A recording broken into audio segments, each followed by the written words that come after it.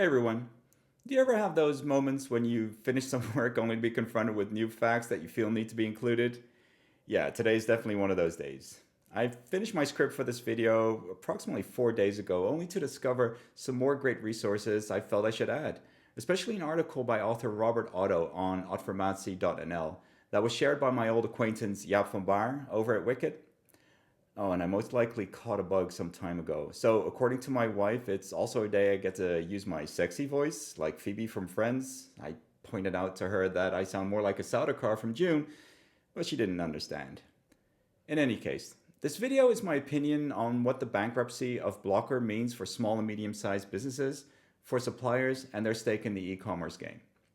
So, let's not waste any more of your valuable time and get started. I've worked in MarTech for nearly 2 decades, helping companies of all sizes find their footing in this competitive digital marketplace. So I can safely say that Blokker's bankruptcy, while definitely disheartening, wasn't a real surprise. Sure, the cover image for this video might seem irrelevant to an actual bankruptcy, but I want to focus on its effects, not necessarily its cause, since I believe with all my heart that the people working at Blokker did all they could, and I wish them all the best in the aftermath. Blokker is, or should I say, a well known Dutch retail chain that's been around since 1896, specializing in household goods.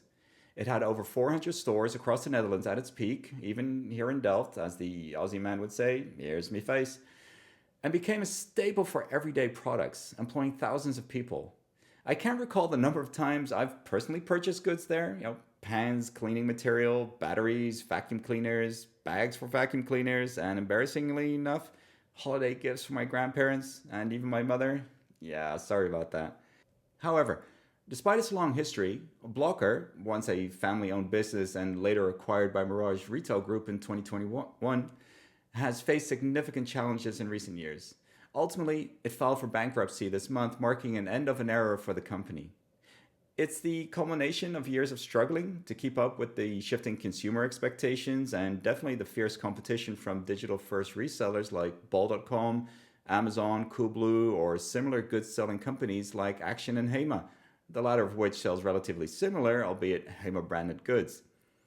Blokker's competition embraced the value customer data can bring and the ability to make full use of the technology at their disposal early on. To get back to Robert Otto's insights from the Adformatie article, there are 5 main reasons why Blokker failed. Innovation. This is definitely the most painful one. Back in 2002, Blokker had the opportunity to acquire Bol.com, currently the #1 online retailer in the Netherlands, but it refrained since management, or at least according to records, the owner, Jaap Blokker, could not imagine consumers purchasing their type of goods online. Robert Otto also highlights topics like keeping an open mind and gaining support from management, or making clear strategy choices, like when they hired Sarah Jessica Parker to spice up the brand's image to a younger generation, completely missing the target.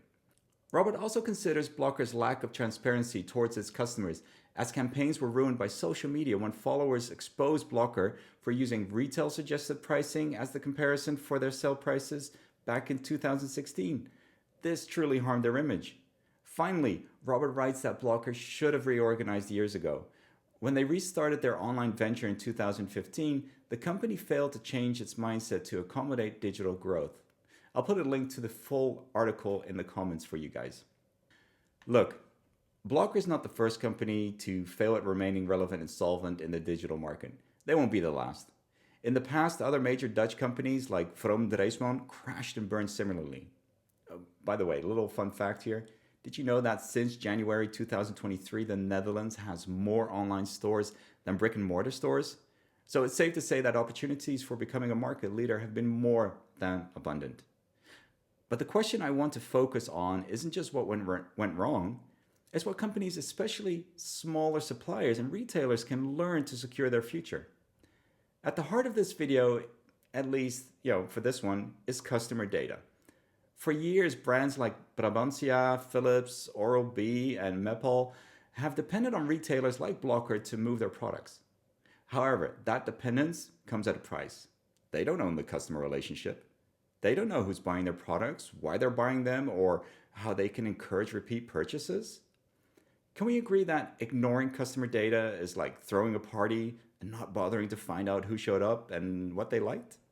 Resellers like Bol.com, Coolblue, Amazon, they don't just sell. They gather vast amounts of customer data to refine their algorithms and increase their market share. I mean, it's no wonder they're currently the Netherlands' number 1, 2, and 4 online retailers.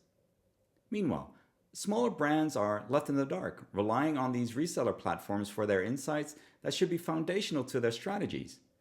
This lack of ownership over customer relationships is one of the most significant risks for any supplier. When a retailer like Blokker collapses, brands that rely on it are left scrambling. Even when these resellers, these retailers, are still in business, the terms of the relationship often mean brands lose access to critical data and pay high fees for the privilege of selling on their platforms. It's not sustainable. Smaller brands need to regain control. That means embracing MarTech, not as a buzzword or a theoretical strategy or as a logo for a t-shirt, but as a practical toolkit that can transform how they interact with their customers. The key isn't to adopt the most expensive solutions, but to build a stack that enables them to own and leverage their customer data effectively. The MarTech marketplace now offers solutions for almost any budget, so there's no excuse. So what does that system look like in practice? First, it's about unifying customer data. Too often, smaller companies don't realize they're sitting on a goldmine of valuable insights scattered across different systems. Their e-commerce platform, if they have one, a warehouse and distribution network, email marketing software, and maybe even their accounting tools. And of course, let's not forget social media and customer service. A customer data platform, or CDP, is critical here. It's not just a tool. It's the foundation for collecting, organizing, and making sense of all these touch points. With a CDP in place, a company can see the bigger picture, who their customers are, how they shop, and how they can be engaged more effectively. However, a unified view of the customer is just the beginning. To use this data, brands must build personalization and engagement capabilities. Think about it. When you shop on Amazon, every recommendation feels tailored to you. That's not magic, it's MarTech at work. Smaller brands can replicate this on a scale that makes sense for their business. Whether it's personalized email campaigns, targeted ads, or dynamic website experience that adapt to each visitor.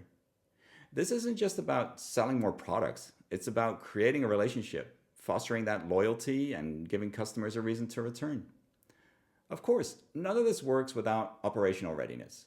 One of the most common pitfalls I've seen is when companies invest in technology without the people or processes to support it. If you're going to implement tools to gather, analyze, and act on your customer data, you need the right team in place to run those systems effectively. That might mean training existing staff, hiring new talent, or partnering with consultants who understand the space. But investing in people is just as critical as investing in technology. Consider Avinash Kaushik's 1090 rule, and I know I've spoken about him before, but he has just some great quotes. 10% of the costs should go to tooling, while 90% should be invested in intelligent resources, us humans. And then there's the elephant in the room, competition. Digital resellers like Bol.com and Amazon aren't just competition for companies like Blokker, they're competition for everyone. They've set a new standard for convenience, selection, and personalization. The challenge for these smaller brands is to meet these standards while differentiating themselves. That's where owning the customer relationship becomes even more critical. Amazon might be able to offer quick shipping and low prices, but smaller brands can offer a more personal touch, a story, a community, a reason to care about the product beyond its price. To emphasize this, when scrolling through my LinkedIn feed, I found this post by David Den Bessen in which he shared an example of a renowned Dutch hostel company called Stay OK. It was luring its visitors into booking directly with them instead of booking.com. The added personal touch in the form of more booking flexibility, more room choices, extra discounts, and directly contributing to their charity is reason enough for many to skip booking.com altogether. This is where MarTech plays an important role. Because without MarTech, trying to compete with Amazon or Booking or any large organization is like setting up a lemonade stand outside of a supermarket. You're going to lose. Take Brabantia and Mepal as examples in the Blokker situation. In business, both have been in business since 1919 and 1950 respectively.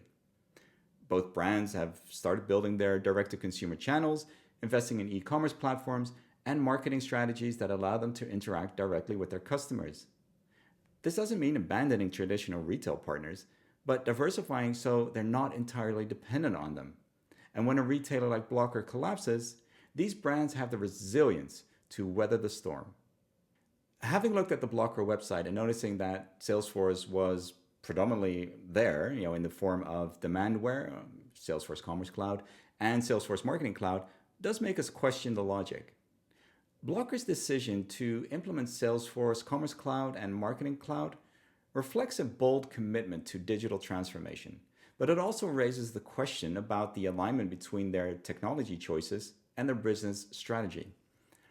Salesforce Suite is undeniably powerful, offering enterprise-grade solutions for e-commerce, customer engagement, and personalization. Although discussions against Salesforce, brand bashing, have been ongoing on LinkedIn, I'm not here to participate in it, so let's move on. However, I do want to share my personal experiences. From my experience with multiple Salesforce customers, some who are now considering alternatives, these tools have a substantial price tag and require significant operational maturity to deliver a return on investment. Adopting such a platform might have been premature or misaligned with the immediate needs of a retailer like Blokker, which faces intense competition and shifting consumer behavior. High-end tools like Salesforce demand financial investment and solid internal infrastructure, dedicated teams, clear data strategies, and seamless integration into business processes. Without these elements, even the most advanced platform risks becoming underutilized or draining resources. Of course, this is purely speculation on my part. I wasn't privy to Blokker's internal decision-making. Perhaps they envisioned Salesforce as a long-term solution to modernize their operations and regain market share, but it's worth questioning whether a more phased or cost-conscious approach would have yielded better results.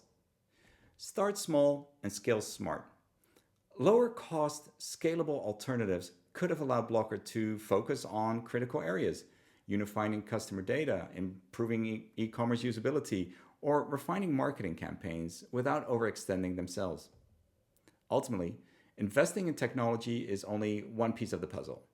Tools like Salesforce can be transformative, but they need to be part of a broader strategy that includes operational readiness, adaptability, and crucially, a clear understanding of what that business truly needs at that moment. Blokker's bankruptcy reminds us that even the best tools can't compensate for gaps in strategy or execution. Blokker's downfall wasn't inevitable, but it was a warning. Technology alone won't save a business. What matters is how that technology is used, how it aligns with the company's goals, how it enables better decisions, and how it brings the customer closer to the brand. For smaller companies watching this unfold, the path forward is clear. Invest in MarTech strategically. Focus on owning the customer relationship and build the capabilities to compete in a world dominated by digital-first giants. If they can do that, they'll not only survive, they'll thrive. Listen, Blokker's story doesn't have to be the norm. Digital transformation is not just about technology, it's about people, processes, and aligning every part of the business toward a common goal. The most advanced tools won't drive results without the right expertise, without the right collaboration and vision to bring them to life. This is where my team and I come in. With years of experience in MarTech and customer data strategies, we specialize in helping businesses not only choose the right technology, but also build the competence, communication, and collaboration needed to use it effectively.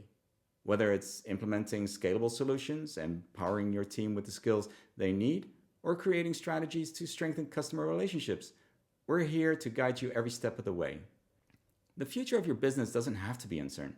By investing in the right mix of technology and people, you can build resilience, improve your customer connections, and ensure sustainable growth. Ready to take the first step? Let's talk. Reach out to me here on LinkedIn and let's explore how we can transform your challenges into opportunities. In any case, for those of you who made it this far, thank you for watching. See you next time.